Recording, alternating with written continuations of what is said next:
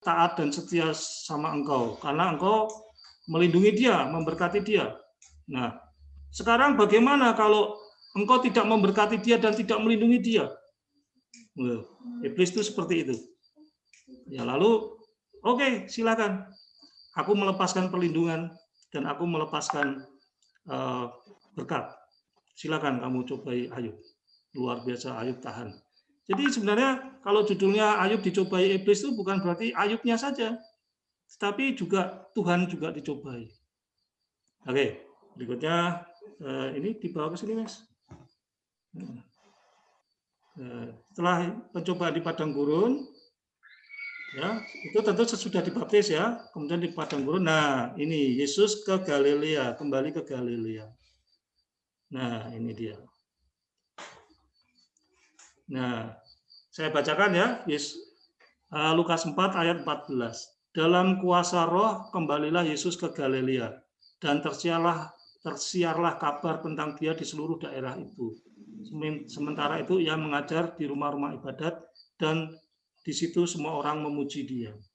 Nah, Galilea itu seperti kabupaten atau provinsi gitu ya. Di situ ada kota Nazaret, ada kota Kapernaum ya, dan lain-lainnya. Nah, kemudian Yesus kembali ke Nazaret. Wah, tapi judulnya sangat menyedihkan ya. Yesus ditolak di Nazaret. Justru di kampung halamannya Yesus ditolak. Nah, mengapa ditolak? Nah, ini ceritanya sangat luar biasa. Saya bacakan ini, saya tidak bercerita menafsirkan tidak, tetapi ini langsung ceritanya sungguh luar biasa. Ia datang ke Nazaret, tempat ia dibesarkan. Dan menurut kebiasaannya pada hari Sabat, ia masuk ke rumah ibadat, lalu berdiri hendak membaca dari Alkitab. Kepadanya diberikan kitab Nabi Yesaya, dan setelah dibukanya ia menemukan nas di mana ada tertulis, Roh Tuhan ada padaku, oleh sebab ia telah mengurapi aku untuk menyampaikan kabar baik kepada orang-orang miskin, dan ia telah mengutus aku untuk memberitakan pembebasan kepada orang-orang tawanan dan penglihatan bagi orang-orang buta, untuk membebaskan orang-orang yang tertindas, untuk memberitakan tahun rahmat Tuhan telah datang. Kemudian ia menutup kitab itu, memberikannya kembali kepada pejabat, lalu duduk. Dan mata semua orang dalam rumah ibadat itu tertuju kepadanya. Lalu ia memulai mengajar mereka, katanya. Nah, ini perhatikan. Pada hari ini genaplah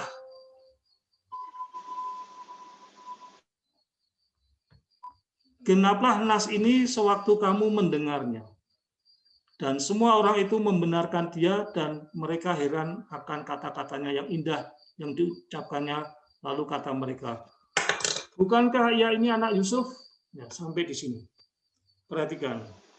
Awalnya mereka heran, ya, memuji, ya, kagum, ya, bahwa keselamatan datang hari ini, genap firman itu. Tapi kemudian mereka berpikir, loh, dia ini kan anak Yusuf, tukang kayu, sehari-hari bergaul dengan kita, anak saudara-saudaranya juga ada yang kawin dengan kita, gitu. Nah, lalu mereka menjadi tidak percaya. Nah, sebenarnya tentu kejadian ini tidak sesingkat yang ditulis di Alkitab ini, ya. Akhirnya apa? Yesus bahkan mau dijatuhkan ke jurang. Bayangkan, bagaimana banyak orang bertemu Yesus, terus mereka menjadi percaya, ya, yang sakit disembuhkan, ya, yang gila menjadi sehat, yang mati menjadi bangkit. Tetapi justru di kampung halamannya ini dia ditolak. Kenapa? Karena dia dianggap ya biasa seperti kita. Maksud dia Mesias datang seperti kita.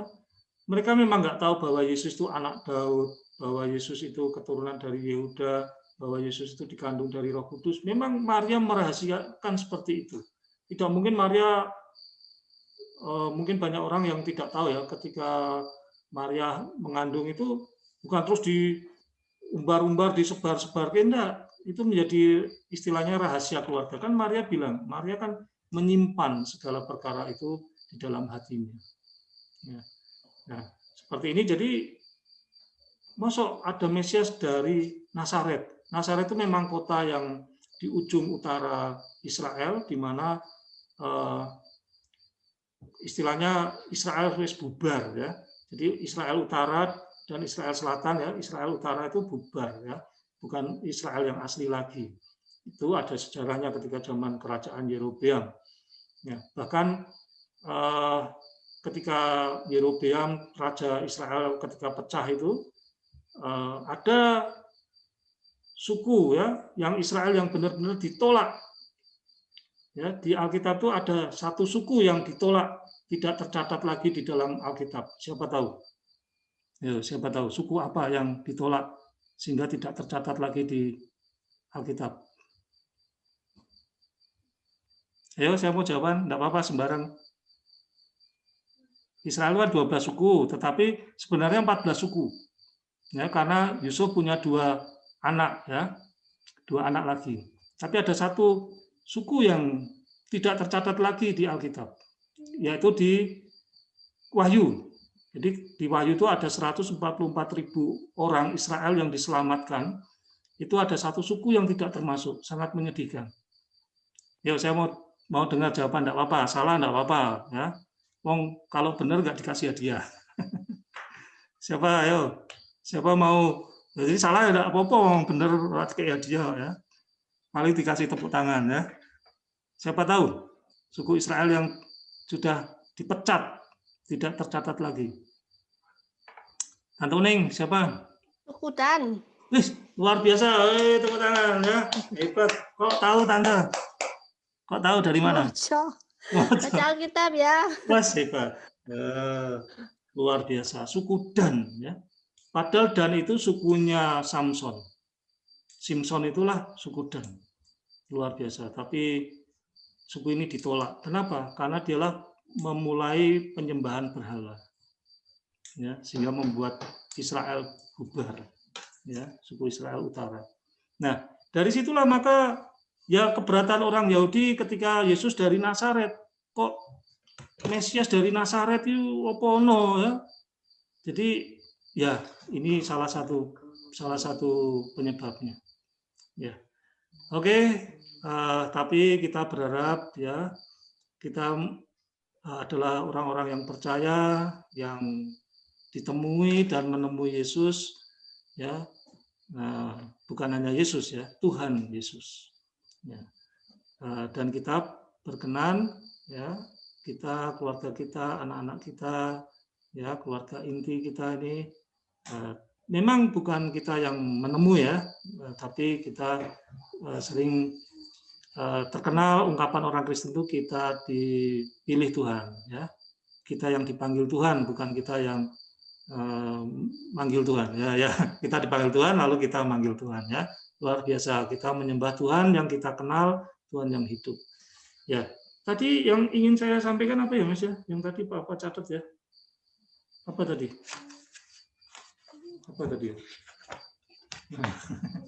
ya, saya kira cukup dulu renungan kita ya. Intinya marilah kita menjadi orang yang menemukan Tuhan dan Tuhan pun menemui kita ya. Sebenarnya masih ada gambar-gambar yang lain banyak ya, Nikodemus, kemudian imam, nah ini tentang penyaliban Yesus itu juga luar biasa kalau dikupas ya, Imam Kayafas, Pontius Pilatus, bahkan Yesus Barabas. Oh ya, saya mau nyampaikan sedikit tentang Yesus Barabas. Ketika Pilatus itu menghadapkan, kan Pilatus itu ingin membebaskan Yesus, tetapi ya dengan kuasa yang legal ya, dia tidak ingin ada pemberontakan karena kebenaran yang kan ketika diskusi sama Yesus, Pilatus bilang begini, apakah itu kebenaran? Maksudnya kebenaran yang diyakini, yang ya istilahnya yang diyakini Yesus berbeda dengan kebenaran yang diyakini oleh Pilatus. Pilatus itu kan orang Romawi, dia menyembah berhala. Dia justru orang Romawi itu senang kalau ada anak Allah, anak dewa yang hidup itu malah senang. Gitu? Tapi ketika di sini orang Yahudi, ya memang karena Shema Yisrael, Adonai Elohim, Adonai Ehad, ya karena itu ya. Jadi Allah satu ya, tidak ada anak Tuhan. Anak Tuhan itu ya anak Tuhan itu ya Tuhan sendiri ya. Nah, maka itulah kebenaran yang bertentangan ya. Kalau Pilatus menurut orang Romawi Yunani senang dia kalau ketemu anak dewa malah. Nah, kemudian tapi dia nggak mau beresiko kalau ada pemberontakan ya. Ingat Yesus itu hidup ketika masa sesudah pemberontakan Makabe. Sehingga jangan sampai ada kerusuhan ya gara-gara agama ya di wilayahnya. Maka tapi Pilatus diberitahu oleh istrinya untuk melepaskan Yesus. Nah itulah ya Pilatus ingin melepaskan Yesus, tetapi bagaimana caranya? Dia banyak cari cara-cara ya. Salah satunya dia menghadapkan Yesus Barabas. Nah, lucu ini. Kok namanya Yesus Barabas? Sebenarnya namanya siapa? Itu bukan nama siapa-siapa, itu karangannya Pilatus sendiri. Jadi iki lho ana Yesus dari Nazaret dan satunya iki mbuh sapa. Tapi Pilatus ngomong iki Yesus Barabas. Loh, Barabas iki sapa? Barabas iki kan ya Yesus anake bapake ngono istilahnya. Iki Yesus anake bapake ya. Maka Barabas ya. Sedangkan ini Yesus dari Nazaret. Silahkan kamu pilih. Nah, seperti itu Pilatus luar biasa. Kemudian penjahat juga bertemu dengan Yesus ya pada akhir hidup Yesus. Nah, satu hal lagi di sini Yesus itu membebaskan tawanan-tawanan. Nah, ingat 3 hari ketika Yesus meninggal. Nah, ini juga sering orang yang tidak percaya Yesus ya sering membantah. Mosok Tuhan kok mati, mbok turun dari salib ya. Buktikan nanti kami percaya. Itu juga penjahat, salah satu penjahat yang disalib Yesus berkata seperti itu. Tapi ingat, kemana sih Yesus pergi? Nah, mati di sini definisinya bukan mati terus nganggur, bukan. Yesus itu ketika mati dia masuk ke alam maut, membebaskan tawanan-tawanan. Roh-roh yang ditawan oleh iblis itu dibebaskan. Ya, ingat, tempat yang paling gelap itu adalah alam kubur. Ya, bayangkan kita di kamar, dikunci pintunya, ditutup lampunya, malam hari kan gelap. Nah, itu lebih gelap lagi di alam kubur ya, ditepuk peti ya, dikait ya, ditutup lemah, ora lampu, well, kuburan kan rak dikai lampu ya. Apalagi di alam kubur, tempat yang paling gelap. Maka ketika Yesus datang ya, Yesus itulah terang dunia. Seketika ketika Yesus datang, celong ya, menjadi terang benderang ya, mereka melihat sinar. Maka disinilah yang disebut Yesus terang dunia ya. Dan singkat cerita Yesus merebut kunci maut. Hai maut, di mana sengatmu? Yesus menyelamatkan, membebaskan semua tawanan. Ya, sudah ditebus. Yesus rak milih-milih. Sing jahat sejak zaman Nabi Nuh, sing dimusnahkan sejak zaman Sodom dan Gomora, wis ditebus. Gitu? Dibebaskan semua. Itulah arti makna kematian Yesus ya, yang mungkin orang Kristen sendiri kurang mengerti, sehingga ketika ditanyain, Yesus kok mati, Tuhan kok mati, terus orang iso jawab. Nah, matinya Yesus itu berbeda dengan matinya kita. Ya. Ya. Oke, itulah intinya Yesus menemui ya, orang-orang bahkan di alam maut, membebaskan tawanan-tawanan ya. Memang di sini tawanan tentu itu tadi Barabas itu juga tawanan ya, bisa bebas ya. Jadi itu tapi kan mung siji ya. Kok Yesus siji ya, kita kurang ya maaf kurang hebat bukan ya. Terus cuma penjahat satu yang kok mung siji sakler ya. Enggak ya. Yesus itu datang ke alam dunia yang dunia orang hidup dan ke dunia orang mati, ya, membebaskan tawanan-tawanan. Nah, bahkan sampai segitunya ya, orang yang sakit, orang yang sakit, yang mati, ya, yang kerasukan setan, ya, semuanya dibebaskan, disembuhkan sesuai dengan kebutuhannya. Baik, terima kasih. Itulah renungan dari saya.